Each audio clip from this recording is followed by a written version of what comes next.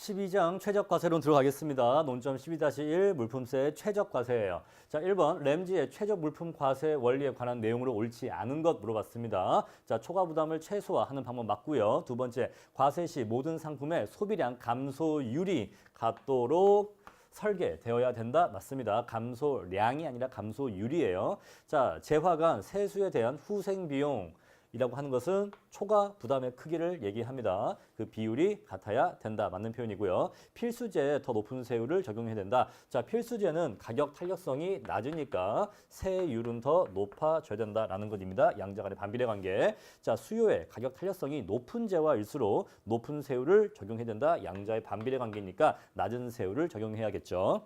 자, 2번입니다. 램지 원칙에 관한 설명으로 옳은 것은 하고 물어봤어요. 1번, 램지 원칙에 따르면 수요에 가격 탄력성이 0인 재화가 있다면 이 재화에만 조세를 부과된다. 맞는 표현입니다. 자, 2번, 램지 원칙이 성립하기 위해서는 각각의 재화가 독립적인 관계에 있다는 것을 전제합니다. 따라서 2번이 틀린 거예요. 요거를 꼭 기억해 주세요. 독립제를 전제하고 있다. 자, 3번 보겠습니다. 수요의 가격 탄력성이 큰 재화일수록 낮은 세율을 적용하는 것이 형평성의 관점에서 바람직하다.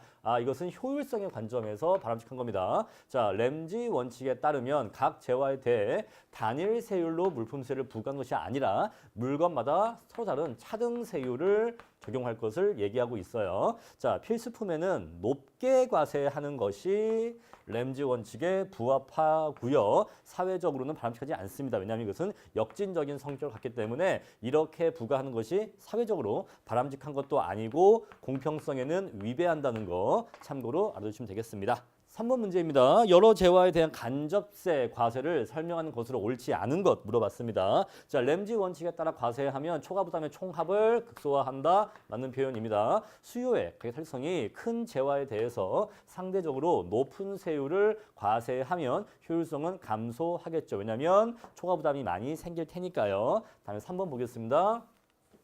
역탄력성 법칙은 형평성을 고려하지 않는 과세 원칙이다. 네, 그래요. 형평성은 전혀 고려하지 않고 오로지 효율성만을 고려해서 과세하는 방법입니다. 자, 모든 재화에 동일한 세율을 적용할 때 효율성이 극대화되지 않고요. 차등 세율을 지지합니다. 램지 원칙에 따르면 모든 재화의 수요량이 동일한 율로 감소하도록 세율 구조를 만들어야 됩니다. 답은 그러면은 4번이 되겠네요. 오케이, 이건 맞는 표현이죠. 형평성 고려하지 않는다니까 맞는 표현이고 4번이 잘못된 표현입니다. 자, 4번 보겠습니다. 요소의 투입이 고정적일 때 다음 중 가장 효율적인 조세라고 물어봤습니다. X제는 여가의 보완제고 Y제는 여가의 대체제라고 합니다. 쓱 보니까 2번하고 4번이 X제에 대한 세금이고 3번하고 5번이 Y제에 대한 세금이에요. 뭔가 둘 중에 하나인 것 같고 1번은 왜 있는지 모르겠고 쓱 보니까 여가의 보완제 딱 보는 순간 뭐가 떠오르죠? 콜렛 헤이그 규칙이 떠오릅니다. 콜렛 헤이그.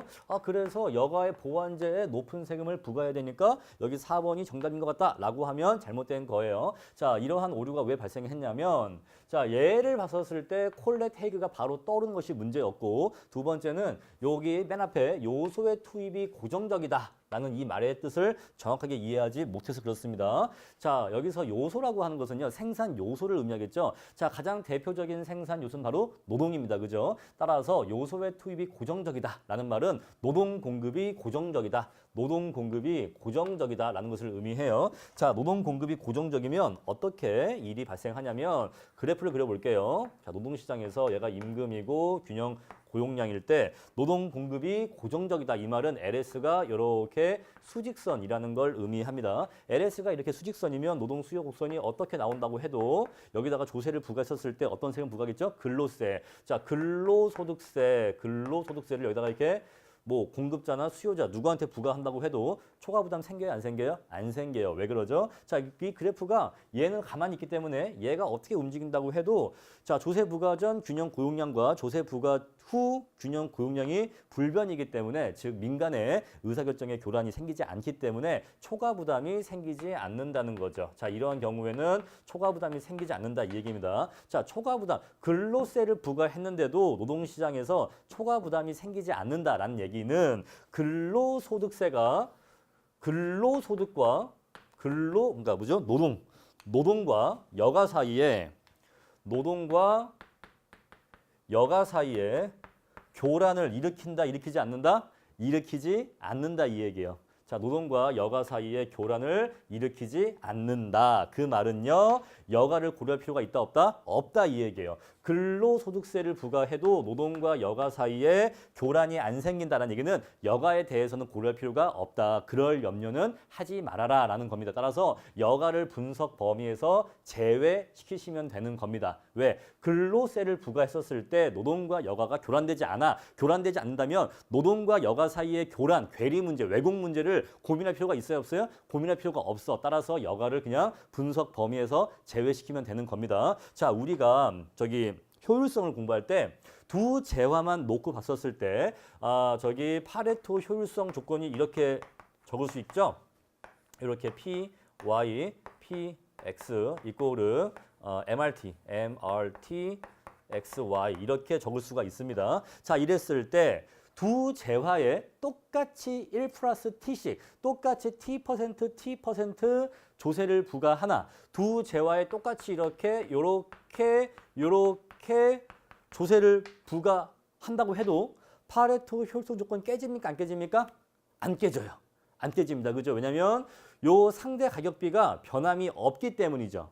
이해하시겠습니까? 자, 두 재화의 X, Y에 똑같이 T% 세금 부과하면 상대 가격비가 깨지지 않기 때문에 파레토 효율성 깨지지 않는다 이 얘기예요. 두 재화만 분석 범위로 두면 그런데 여기다가 여가를 포함시키면 그죠? 이 분석 범위에 여가를 포함시키면 어떻게 세금을 부과해도 결국 파레토 효율성이 깨진다는 거 앞에서 공부했습니다. 하지만 지금 여가를 분석 범위에서 제외했기 때문에 두 재화에 똑같은 세율로 조세를 부과하면 파레토 효율성 조건이 깨지지 않아요. 왜냐하면 예산선의 기울기가 바뀌지 않기 때문이죠. 두 재화에 똑같이 조세를 부과하면. 그런데 자, 근로소득세를 부과한다고 해도 그냥 재화에 세금을 매기는 게 아니라 그 재화를 사는 원천인 소득, 그 소득 자체를 일정 % 조세로 징수한다고 해도 예산선의 기울기 바뀌어요? 안 바뀌어요? 안 바뀌어요. 안 바뀝니다. 이해하시겠어요? 자, 우리가 예산선의 기울기가 이렇게 돼 있잖아요. 그죠? 여기가 X제, 여기가 Y제인데 예산선이 이렇게 있었다고 치고 자, 이랬을 때 X%에만 세금을 부과하거나 X제와에만 세금을 부과하거나 Y제에만 세금을 부과하면 요 예산선 기울기 바뀌어요? 안 바뀌어요? 바뀌어요. 예산선 기울기 바뀌면 만약에 X제에만 조세를 부과해서 자, 그래프가 이렇게 바뀌었다라고 한다면 상대 가격 바뀌어요? 안 바뀌어요? 바뀌어요. 바뀌면요. 자, 종전의 무차별 고선이 이렇게 접했을 때 MRS 값하고 이렇게 접할 때 MRS 값이 같아요? 달라요? 달라져요. 그죠? 상대 가격비가 바뀌면 MRS도 바뀝니다. 그러면 얘가 바뀌어버리면 MRS와 MRT의 괴리가 발생해 버리는 거죠. 이해하시죠? 자, 그런데 두 재화에 똑같이 X제에도 Y제에도 똑같이 T%씩 조세를 부과하면 예산선의 기울기 안 바뀌고 얘가 여기에서 이렇게 평행하게 안쪽으로 이동하게 됩니다. 그렇죠. X제도 적게 사고 Y제도 똑같은 비율로 적게 사면은 예산선의 기울기 안 바뀌고 안쪽으로 평행 이동할 뿐이에요. 그렇죠? 자, 그런데 이렇게 하지 않고 X제와 Y제 세금 부과하지 않고 소득세를 부과한다고 해도 역시 예산선은 똑같이 이렇게 안쪽으로 이동합니다. 그러면요 무슨 얘기예요? 두 재화에 똑같은 비율로 세금을 부과하는 것이나 소득세를 부과하는 것이나 완벽하게 똑같은 세금이 돼요. 개념 이해하셨습니까? 따라서 정답은 1번이에요. 비례적으로 부과하는 근로소득세가 정답이 되고 만약에 1번 보기와 똑같은 다른 보기를 만든다면 이렇게 만들 수가 있어요. 두 재화에 같은 비율, 두 재화에 동일하게 T%씩 조세를 매기는 세금도 1번 세금과 똑같은 세금이 됩니다. 개념 이해하시겠죠? 사실 여러분들 이 내용은 다 알고 계신 내용이에요. 그죠? 이 내용은 알고 계신 내용인데 제가 한 번 더 설명을 한 겁니다. 그죠? 그리고요. 이 내용도 사실 알고 있는 얘기죠. 두 재화만 분석 범위 대상으로 할 때에는 두 재화에 동일한 세율로 세금을 부과하든 아니면 소득세를 부과하든 두 세금은 똑같이 효과가 똑같고 둘 다 중립적이다라고 했습니다. 왜? 상대 가격비를 바꾸지 않기 때문에. 자, 그런데 이렇게 생각이 넘어오는데 걸림돌이 뭐였다? 이 말을 읽었을 때 이 말이 여가를 분석 범위에서 제외시켜도 된다. 해도 된다라는 것을 몰랐기 때문에 여기를 읽었을 때 이 말이 이렇게 넘어오지를 못한 것뿐입니다. 하지만 넘어오기만 하면 여가를 제외한다. 자, 이 문장의 뜻이 여가를 제외해도 된다라는 말뜻이온 것을 알았다면 당연히 이렇게 넘어와서 정답이 1번인 걸 알았겠죠. 아시겠죠? 그래서 사실 이 4번 문제는 뭐 특별히 깊은 지식이 있다기보다는 첫 번째 요 문장, 요 말 표현의 뜻이 무엇인지를 알아채는 게 중요했다라는 말씀 드리겠습니다.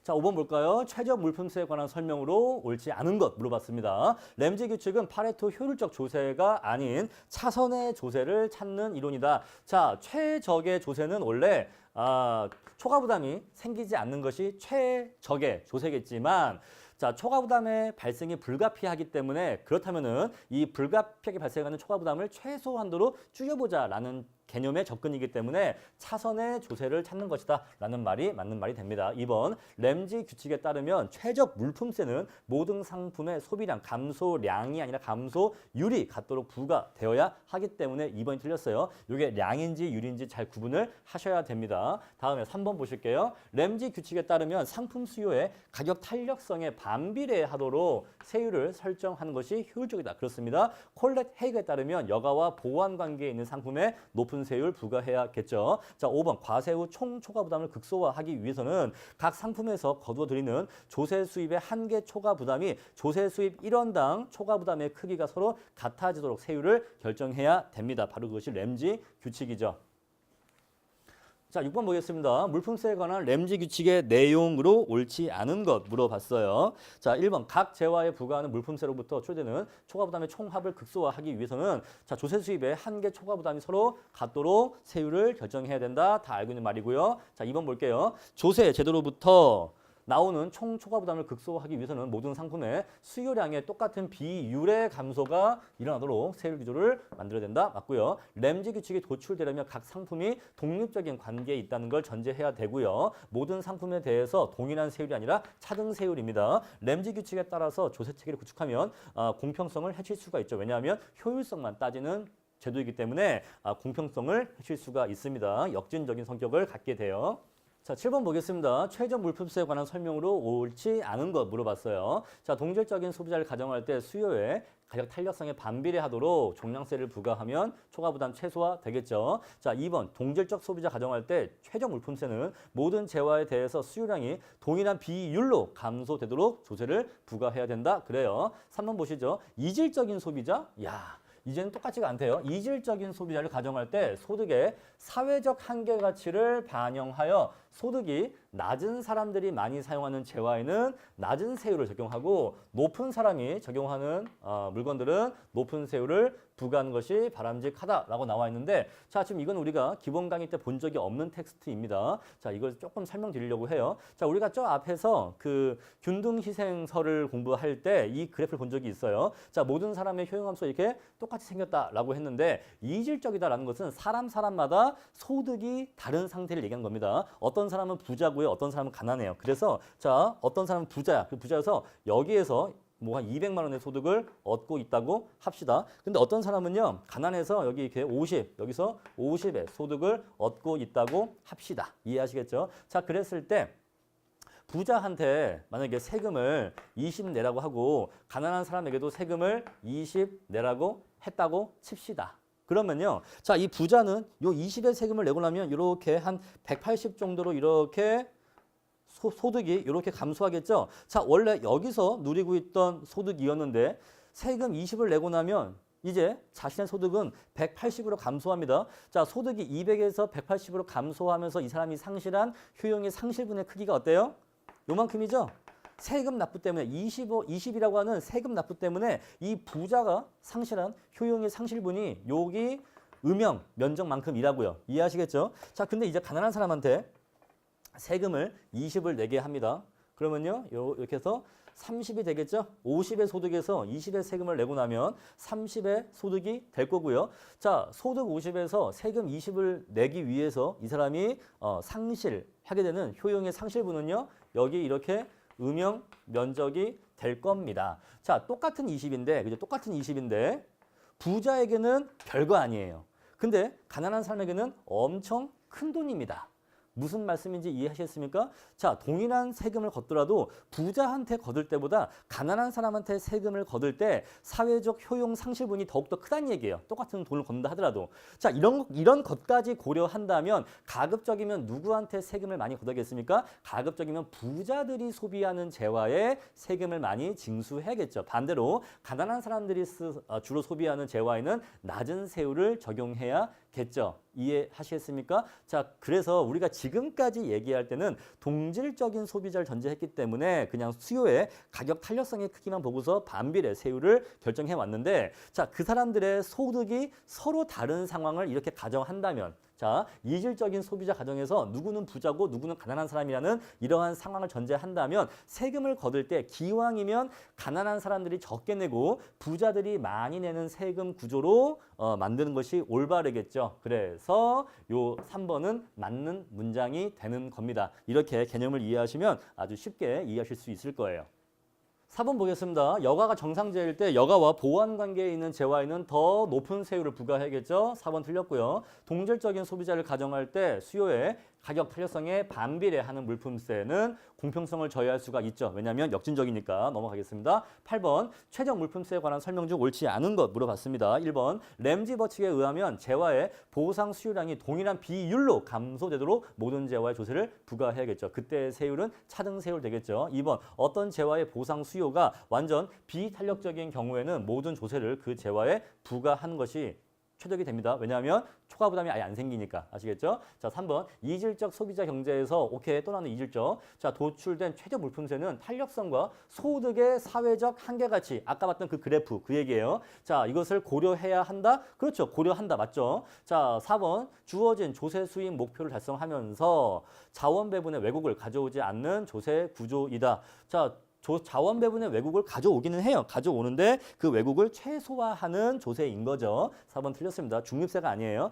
5번 최적 물품세 구조에서는 각 상품에서 걷어들이는 조세 수입의 한계, 초과 부담이 조세 수입 1원당 한계 뭐죠? 1원당 초과 부담의 크기가 서로 동일하도록 세율을 결정해야 된다. 맞는 표현입니다. 자, 9번 최적 조세에 관한 설명을 옳지 않은 것 물어봤어요. 자, 파레토 최적 조건을 위반하지 않으면서 세수를 거둘 수 있는 조세는 정액세다. 자, 정액세를 징수하면 파레토 효율성 깨지지 않는다 했습니다. 왜냐하면 두 재화 사이에 상대 가격의 교란이 생기지 않으니까. 자, 2번 역탄력성 법칙에 의하면 각 상품에 대한 최적 세율은 수요의 가격 탄력성에 반비례한다. 오케이. 자, 3번 램지에 따르면 모든 상품의 수요를 같은 비율로 감축. 오케이. 4번 최적 소비 과세는 효율성 충족하지만 형평성 저해할 수 있다. 오케이. 5번 자, 소득 계층 간 소비 패턴에 차이가 있다면 가난한 사람이 주로 사용하는 상품에 낮은 세율을 부과해야지만 재분배 효과가 기대할 수 있겠죠. 사실 이 얘기는 뭐랄까 경제학을 전혀 공부하지 않아도 그냥 읽어보면 당연히 풀 수 있는 문제입니다. 정답은 5번 넘어가겠습니다. 10번 콜렛 헤이그에 의하면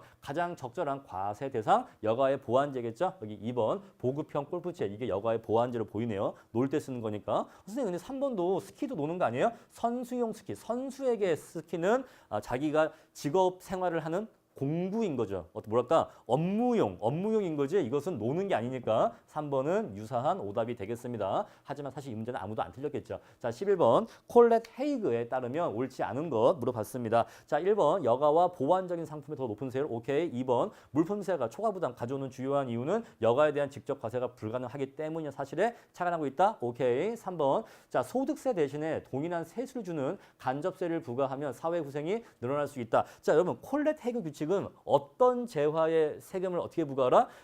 여가의 보완제에는 높은 세율, 여가의 대체제에는 낮은 세율을 부과하라 이거죠. 자, 이거는 소득에 부과하는 세금이에요. 물건에 부과하는 세금이에요. 물건에 부과하는 세금입니다. 따라서 자, 콜렛 헤이그 규칙은 소득세가 아니라 물건에다가 부과하는 간접세를 지지하고 있는 거예요. 아시겠습니까? 직접세가 아니라 물건에다가 부과하는 간접세를 지지하고 있는 겁니다. 직접세가 아니에요. 오케이, 이해하시겠죠? 4번 세율에 차등을 주는 물품세 제도가 동일한 세율을 적용하는 물품세보다 우월할 수 있다는 것을 의미한다. 오케이. 자, 간접세를 지지하면서 차등 세율을 지지한다라는 거. 자, 5번 효율성 측면뿐만 아니라 공평성 측면에서도 끝났어요. 공평성은 고려하지 않죠. 자, 오케이. 틀렸고 소득세와 간접세의 우월성, 소득세는 아니에요.